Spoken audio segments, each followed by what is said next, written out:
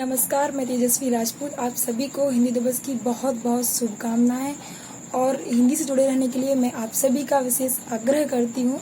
आज का दिन विशेष इसलिए है क्योंकि आज के ही दिन संविधान सभा में संविधान निर्माताओं ने अपनी दूरदर्शिता का परिचय देते हुए इस विविधता में एकता को स्थापित या समाहित करने वाले देश को राजभाषा के रूप में आज के ही दिन हिंदी को समर्पित और स्वीकार किया था। और हम भारतीयों को तो भाषा की समृद्धि का वरदान मिला हुआ है, हम कह सकते हैं, क्योंकि जहाँ हम देखते हैं अन्य भाषाओं में माँ और बच्चे, भाई और भाई या फिर पति पत्नी सभी के प्रेम को लव ही कह देते हैं। वहीं अगर हम भाषा की समृद्धि की ओर ध्यान दें तो हिंदी में उन्हीं चीज़ों को, माँ और बच्चे के प्रेम को हम ममता का नाम देते हैं, वहीं भाई और भाई के प्रेम को हम भ्रातृत्व की संज्ञा देते हैं। तो हम कह सकते हैं कि जो देश अपनी मूल भाषा या मातृभाषा को खो देता है वह अपनी संस्कृति को और संस्कारों को धीरे धीरे खोता चला जाता है, साथ ही अपने विचार प्रवाह जो है, नई सृजनता जो है, उससे कटता चला जाता है। और कोई भी भाषा तभी जीवित रह सकती है जब उस देश की नई पीढ़ी, उस राष्ट्र की जो युवा पीढ़ी है, वो उस भाषा को बोलने में गौरवान्वित महसूस करती हो।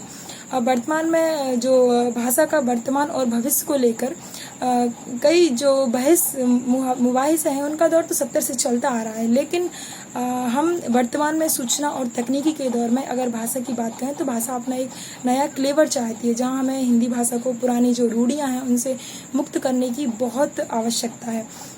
साथ ही हम जानते हैं कि कोई भी भाषा जो है वो उसका प्रभाव या वर्चस्व या जो महत्व होता है वो उसके उपयोग और उपयोगिता पर आधार होता है। जैसे हम जानते हैं कि वर्तमान में जो विभिन्न तकनीकी पाठ्यक्रम हैं या फिर व्यावसायिक कोर्स हैं, उनको हम हिंदी में पढ़ते हैं और उनका एक निश्चित उद्देश्य होता है कि हम गणित और या फिर कोई भी अन्य तकनीकी विषय पढ़ के इंजीनियर या डॉक्टर बनेंगे। वैसे ही जो हिंदी भाषा का पाठ्यक्रम है वो वर्तमान में अपना उद्देश्य स्पष्ट करने में थोड़ा सा नाकाम रहा है, मैं कहूँगी, क्योंकि इस समय उसका स्पष्ट उद्देश्य कि भविष्य में किस प्रकार से हमारी आर्थिक क्रियाओं को या फिर रोजगार में ये मददगार साबित हो सकता है, ये स्पष्ट नहीं हो पाता है।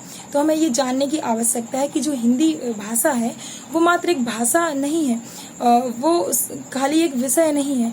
हिंदी भाषा जो है वो एक लोगों को जोड़े रखती है और एकता से में देश को पिरो रहती है, साथ ही समाज में एक सांस्कृतिक मूल्यों की स्थापना करती है आने वाली जो पीढ़ी है, ताकि जब वो किसी अन्य विषय को पढ़ के इंजीनियर या डॉक्टर बने तो अगर हिंदी भाषा को वो पढ़े रहेंगे तो उनके पास एक सांस्कृतिक मूल्यों की पहले से समावेशिता होगी। तो वहाँ जाके वो उन्हीं पदों पर भ्रष्टाचार से मुक्त होकर ईमानदारी से राष्ट्र निर्माण में अपना सहयोग कर सकेंगे।